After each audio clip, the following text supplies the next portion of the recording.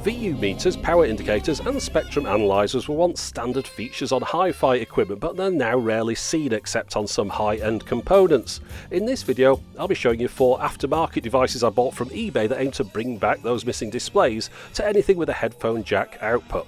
Now, unlike the VU meter built into a tape recorder that's used to set the recording level, these external devices are only really to be considered as a bit of fun, just something to give a bit of visual feedback that accompanies the audio. And yes, if you have the skills you could make something like this yourself and save yourself some money, but the products shown in this video are for people who want their components pre-assembled.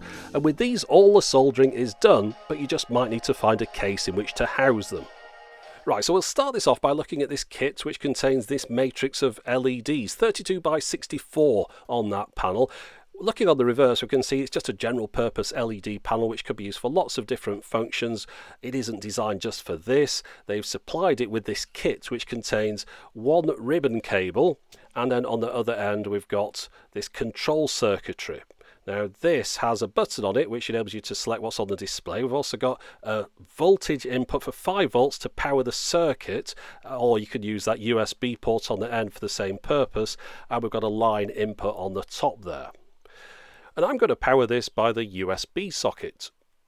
Now the matrix display itself also needs its own separate power supply. They give you a cable for this. It's got 2 outputs on here. It's clear they've just thrown together a random set of components because you only need to use one of those. On the other end of that cable are 2 spade connectors which need to be plugged into a 5-volt power supply. Now I've got this adjustable power supply device here so I can use that, but it's a little bit inconvenient that the 2 things don't plug into the same power supply.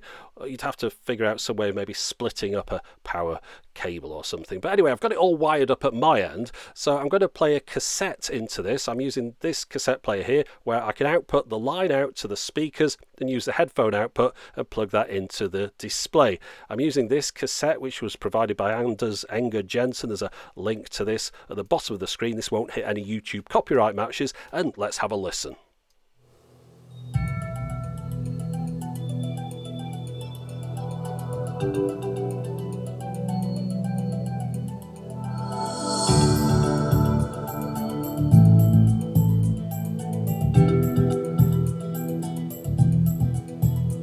You've got 6 displays that you can choose from. Red at the bottom with green at the top, green at the bottom with red at the top, yellow at the bottom with green at the top, and then there are 3 different versions of this bars display.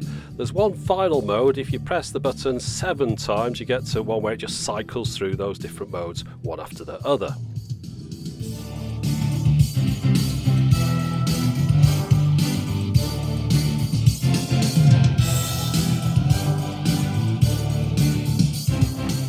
Okay, a couple of things to mention here. First one is, it's very bright, which is good because you can see it during the daytime, but in a darkened room, it's a little bit too bright and you can't adjust the brightness down. The second one is that it's not quite as sophisticated as it's pretending to be. The more you watch it, the more you realise that it's really just following the amplitude of the music. It's not following the frequencies. It looks like a spectrum analyzer, but it's kind of faking it a little bit, and it's reacting far too manically for the music that's going through it. Let me show you what this music should look like when it's played through a hi-fi component spectrum analyzer.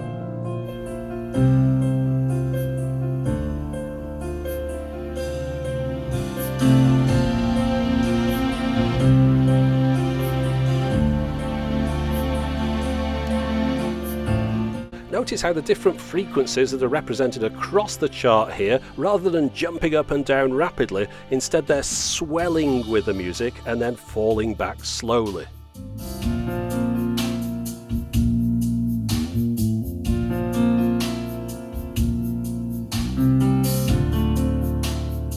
And now compare that with the LED panel.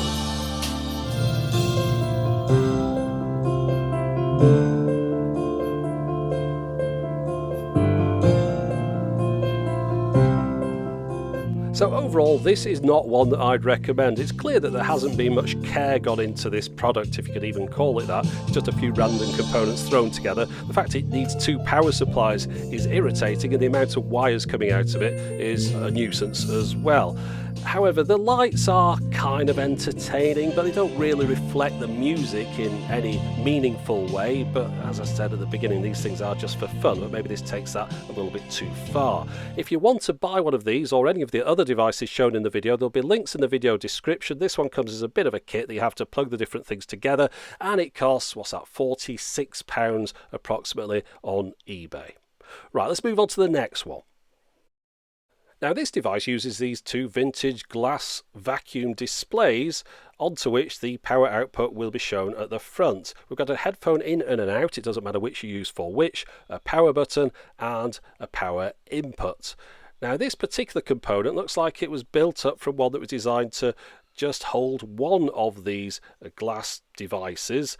As you can see at the bottom, we've got the same pinouts that would hold one there, but instead they've got jumpers which stretch it out, put an extra board on the top, and now we've got 2. So I don't know whether this will be a stereo display. Hopefully we'll find out once we plug it in. Now, I'm going to use a multi-voltage power supply. It uses either 9 or 12 volts. I'll set it to 9, and I need to dim the lights on this one. And once I've done that, we can see we've got the green LED showing at the bottom, which means the device is on. So pressing the button on the side turns it off, red LED. Turning it back on again, we've got 2 white LEDs also at the bottom of those displays, and we've got to wait a minute or 2 for it to warm up. So once it's done that, let's see what it does.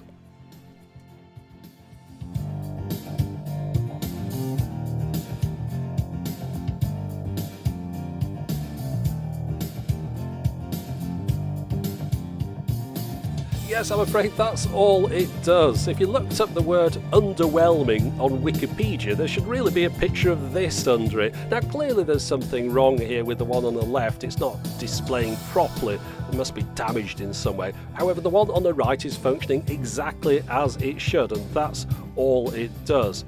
Not very exciting, and once you put the lights on, pretty hard to see as well. So really, this is one that I just can't recommend at all. However, if you did want to get hold of one of these, they're pretty expensive as well. This particular device, $79.90 on eBay. So yeah, probably better ways to spend your money than that. In fact, the next one is one that I'm going to show you that you can't even buy, but is a pretty good device. I got this from a chap on eBay about a year or so ago.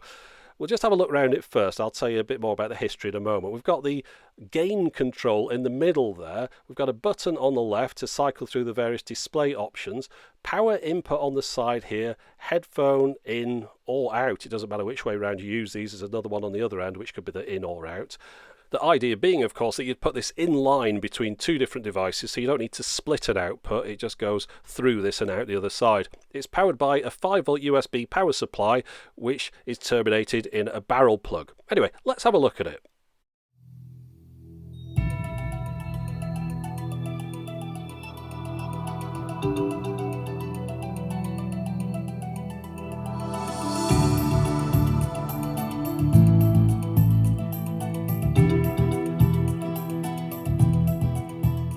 Now, if we want to use a line output or a headphone output, we can adjust the gain level using that control on the top. Then the button will cycle between the various different displays. As you can see here, we're choosing different colours to start with, but then we go from this smoothed off pattern to a more jagged one, and there's a number of different colours available in that. And then once we finally get through those, which I don't think there's about 10 or so of those, we then get onto this bar display, and again there's various different options here. If I adjust the gain up, we can see it in a little bit more detail.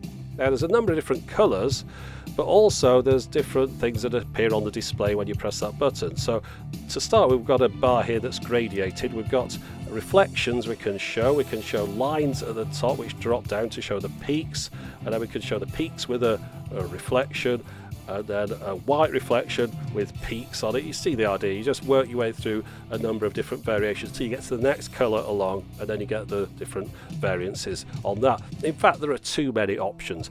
It takes approximately 80 presses of that single button to cycle your way through all the different displays and work back to the beginning again. There's no way to move through them quicker by holding it down or tapping it quickly. You've got to wait for each display to appear before you can move on to the next one. Fortunately though, the device will remember the display that it was last on when you next power it up. And that's not just for a few minutes. In the case of making this video, I can confirm it's at least 6 months since I last used this. It was in a drawer, I took it out, plugged it in, and the display that came on straight away was the one I last left it on the last time I used it. And the reason I can remember that is because the display itself is the one that I bought this particular device for. It's the one I'm going to show you next, and it's this one. It's an electronic version of an analog needle VU meter display, and I've got to say it looks a lot better in person than it comes across on this video because it updates at 60 frames per second, and this 4K video has been put out at 30 frames per second. I've wanted one of these ever since I saw them on the Oppo HA1 headphone amplifier. I was very tempted to get one just because of the VU meter display that you can have on the front of it, but I didn't get one because the Oppo HA1 costs about £1,200 in the UK, and I really don't have a need for a headphone amplifier. I just like the display on the front of it. So when I saw a chap on eBay putting these together, selling them for about £70 or so, I immediately ordered one. Now it took him about 6 months to make it. I thought he'd run off with the money at one point, but he said he was having trouble getting the components. Eventually he sent it to me and I was very happy with it. I wanted to make a video about it and demonstrate it to you, but I saw that he'd gone off eBay, just disappeared completely, so I couldn't even recommend anyone went and bought one of these. But I've included it here in this video just to show you the kind of thing that I'm interested in, and hopefully someone will produce something like this again, maybe with less modes or an easier control method so you could get straight to those VU meter displays. Now you can get similar devices like this, but they don't have that VU needle one, which is the reason I got this, but they are pretty cheap as well. So I'll have links to those in the video description, but I've got to point out they aren't the same as this, and I haven't seen anyone selling this particular device again. Now let's move on to something that you could buy and I actually think is pretty good as well.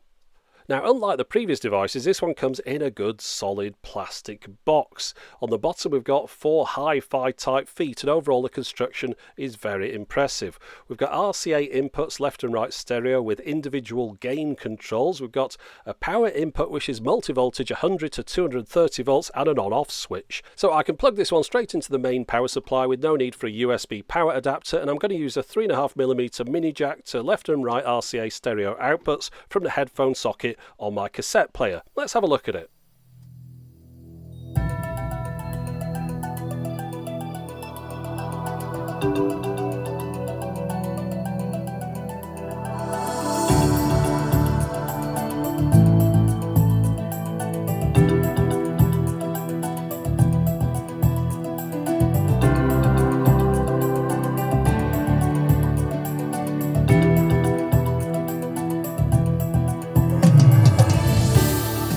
You can see I've got the gain turned up for the left and right here, so we get into those red bars at the end there. In reality the music's quite a bit lower than that, but that's the benefit of having those individual controls. It's nice and bright, not too bright. It reminds me a lot of the fluoro scan displays from the old Pioneer equipment. Let's have a look inside this, see how it's all put together. Well, once I've removed the 4 screws from the base, you can see inside that the construction here is perfect. Beautifully spaced out, cable ties everywhere. Clearly, the chap who's put these together has taken a lot of care and effort over doing the best possible job he could. Much better than if you'd given me the same components and asked me to put one of these together. The previous tests were done with the headphone output. I'm going to try the line output this time, which provides a lower level, a quieter volume signal. We'll see how the display copes with that. With the gain turned up all the way to the top on the back, this is where the display shows. It gets about halfway up, but as you can see at the top, looking at those VU meters, it's pretty accurate. That's about where it should be showing. If I try a higher volume cassette than this one that's been recorded with the Digilog system, those have a higher output. As you can see, the display now is peaking out into the reds, which is a little bit higher than the VU meter, so I could turn those gain controls down a little bit on the back to bring them both in line. But it's a very accurate response on this display, or at least it seems very quick to react to the music. These displays are hand assembled by one chap who's based in Lithuania, so this isn't a high volume operation, but if you want to have a look, if he's still got some for sale, I'll have a link in the video description text box. And there are a couple of different colour options there. There's the blue through to red version that I demonstrated, then we've got a multicoloured one, and I believe he'll also do other colours on request. So there you go, that was my video about 4 aftermarket music visualizer displays that I bought from eBay, some that were definitely better than others, and of course there are still dozens more out there that I haven't tried, so if you're interested in seeing any more videos like this, then please let me know. But that's it for the moment. As always, thanks for watching.